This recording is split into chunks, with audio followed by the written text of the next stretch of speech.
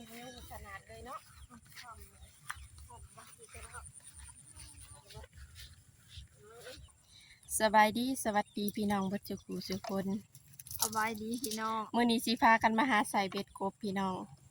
จักสิได้หรือบ่ได้กบก็ยังตัวน้อยๆนี่แต่ว่าอยากลองมาใส่เบิ่งเนาะนี่ก็ค่ำเลยพี่น้องตะเวนก็ตกดินไวๆสิพากันพาไปใส่ก่อนเด้อบัดนี้พี่น้องเบ็ดนี่ก็ปีกายนี่ประมาณ100หลังพี่น้องมาปีนี้เหลือ50หลังจักเสียไปใส่ไปแบบนี้ได้มากหลายพี่เมย์มาหลักเอาปลาขอนเอาก่อนแล้วพี่น้องงมกับหลานปลาขอน้อยเอาไปไว้หมกกับกระชิงอุ้ยมีแต่ขี้ตุ่มงมกับหลานหาล่างแข้งล่างขาเดี๋ยวสิเอาว่าสิไปใส่อันเบ็ดบอลนั้นนำบอลปลาขอนนั่นแหละแม่ตัวบักใหญ่ว่าซ่านมื้อเช้านี่เฮาเห็นโตซำนิ้วโป้นี่ว่างั้นมาหาลูกหญ้านะค่ำเลยจักสิใส่ได้จักหลังเอาไปใส่บนเรางมปลานะเจ้าเอามากินปลาเคี้ยวน้ำของตะเวนใครสิตกดินเลยมาใส่แถวนาเจ้าแนมพี่น้องเมื่อเช้านี้มาหาลูกหญ้าอยู่ในเขาเห็นมันเต้นอยู่ปลาขอนมื้อเช้านี้น้ำยังมักลายอยู่ที่แล้วอีเมว่าน้ำมันบกเลยบกไวเลยเหลือแต่ปลาซิวเนาะมื้อเช้านี้น้ำยังลายอยู่ได้มันนั่นลมมันแดดมันยังก็มีบกอยู่ปลาซิวนะเดี๋ยวปลาซิวขอนใช่ไหมอีเมเดี๋ยวปลาจะปลาขอ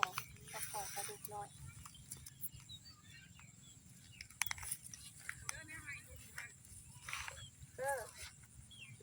ที่จะห้อยเป็นมาที่มาหายำมาจัก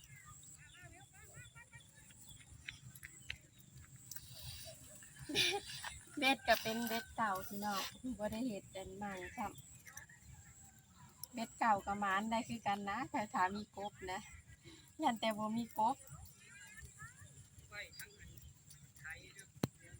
มันยังทันละอย่างเนาะเห็นมันเต้นอยู่ในป่าเขาก็ยังตัวสมิโปอยู่ใส่ตั้งแรกพี่น้องตั้งแรกของปีนี้ที่เป็นอะไร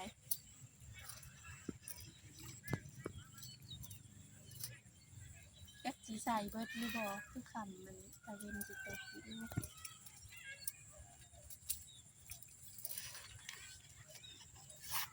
กระเดือนเฮาสีใส่หรือว่าสิเอาไปทอดทิ้งดีกว่ายันบ่ได้กบขี้กระเดือนไปทอด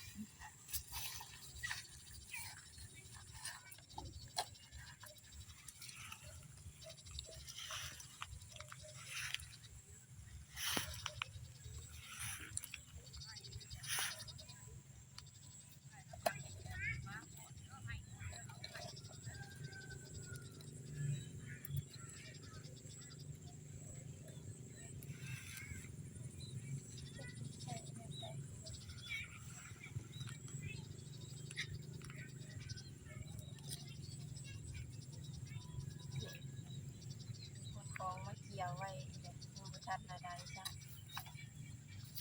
ใส่จักหาหลังเนาะอันไอตัวนี้นะเอาแบบให้มันนั้นเกี่ยงเลยเอาตำๆเพราะว่ามันกบมันตัวน้อยมันจะที่จะเป็นกระปูที่ว่ามันอีกก่อนนะ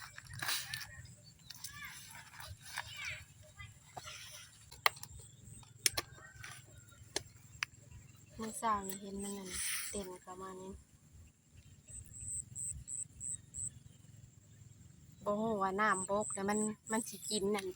มันสิกินขี้กระเดือนเฮาหรือสิกินเบ็ดแล้วบัดนี้ กินขี้กระเดือนเฮาหรือสิกินเบ็ดนะจันสิกินขี้กระเดือนเฮาหรือสิกินปลาขอนมันเลือกให้มันเลือกเอาเลย กบก็มีทางเลือกเด้อเลือกกินปลาคอนไม่สิเลือกกินเบ็ดไม่สิเลือกกินเบ็ดกันเอาหกไล่กับโปมาจะเป็นยังถ้าจะเล่นบนที่คำเลยทั้งก็ได้ใส่เบ็ดกัน3 หลังนี่ในนี้มันก็สิมาอยู่บ่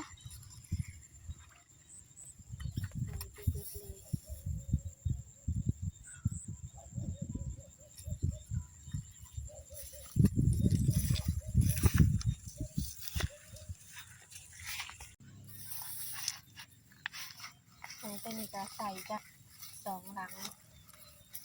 จือใส่กันเลยเด้อได้สีใส่50 หลังก็พอดีสิคำก็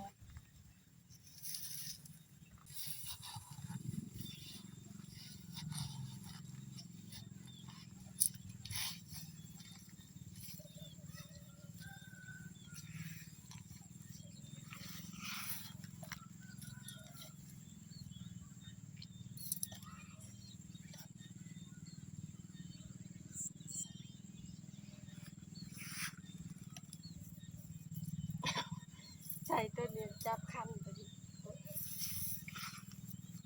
ตรงมันมานไว้ก่อนครับจับเป็ดก็ได้เหยียบทีเดียวกันนี่จับคันเลยโอ้ยคือบ่เห็นกบเต้นนั่นจากตีเนาะแต่เก่ามาใส่นะเห็นกบเต้นอันนี้เงียบกิ๊บ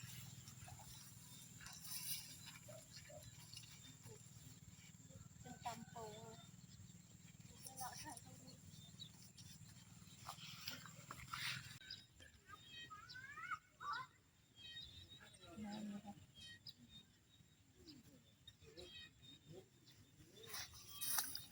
อันนี้กระบวนเนี้ยปลาคอนเห็นแต่กบเป็นน้อยๆจะมีก่อยเต้นดองๆตัวหนึ่ง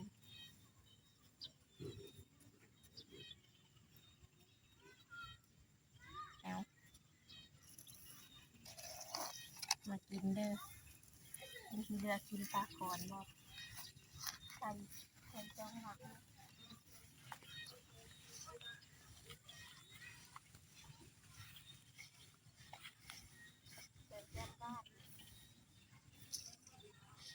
ยันบอลได้ยันกบมาลักใส่เบ็ดตายพอกันแต่ว่าพอกัน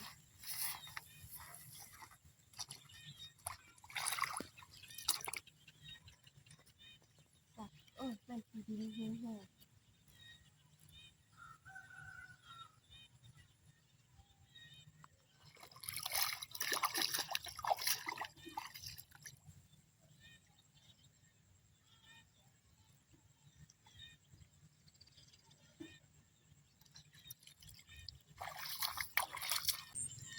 ห่างก็ออกมาแต่ใส่เบ็ดฟ้าพี่น้องค่ำมืดเลย